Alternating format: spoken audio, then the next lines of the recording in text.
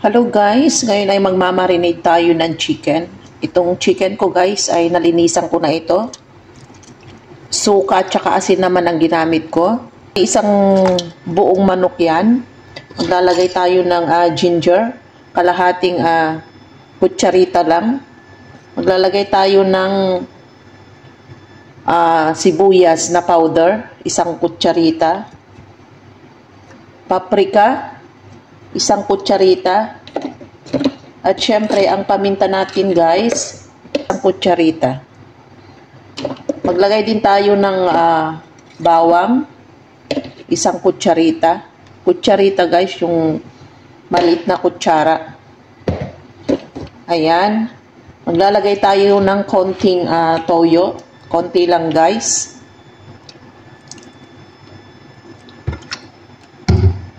Ang gagamitin kong seasoning guys ay eto, Knorr. Maglalagay tayo.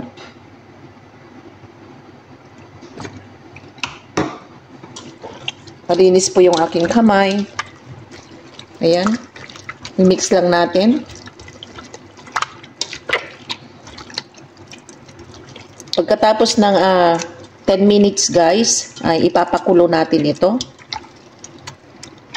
Wala akong ilalagay na tubig guys kasi magtutubig yung ating manok. Ayan, ibabad natin. Mag-a-add ako dito guys, Endo Food sauce, yung sweet sauce ng Endo Foods. Optional lang yan guys. Kung wala kayong ganyan, okay lang. Ayan, pwede na natin ipakulo ito, pakulo lang natin siya. Ayan guys, isa lang na natin. Ipakulo natin ng 30 minutes. Ito na yung ating chicken. Pwede na natin hanguin yan guys. Ito na guys yung ating manok na pinakulo. Ito ay ipriprito natin. At syempre, nagpainit na rin ako ng oil guys.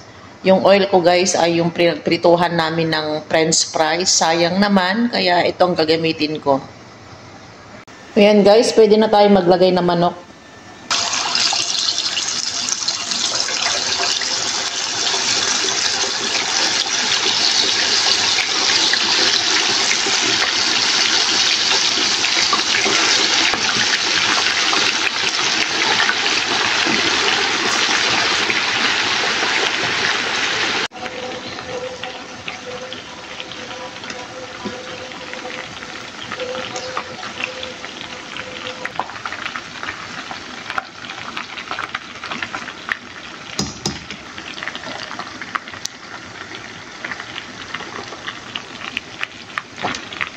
Ayan guys, done na yung ating chicken. Ito na siya.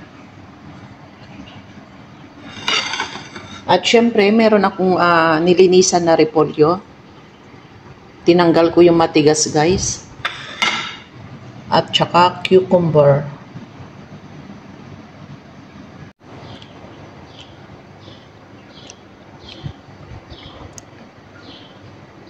Ayan guys, ito na yung ating prito. Naglalagay lang ako ng pangsalata sa corner niya, sa gilid-gilid niya.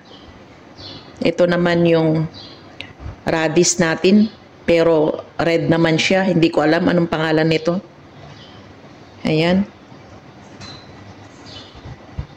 At ito naman yung cucumber. Yung repolyo guys ay nasa ilalim. Ito yung kanyang repolyo. Ayan guys. Konti lang yung in-slice ko nito kasi baka ayaw nila. Guys, done na yung ating simpleng recipe. At kung nagustuhan mo yung aking i-share na video ngayon guys, ay pa-like more, pa-like, share sa inyong mga friends.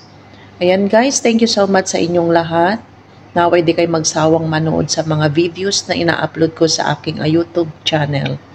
Guys, kung ikaw ay nanonood ngayon at hindi ka pa nakasubscribe sa akin, pasubscribe naman po at huwag kalimutan pindutin ang bell button para sa susunod na upload ko ng mga videos or anumang recipe ay updated ka guys. Ayan guys, thank you so much sa inyong lahat. God bless. Bye bye guys.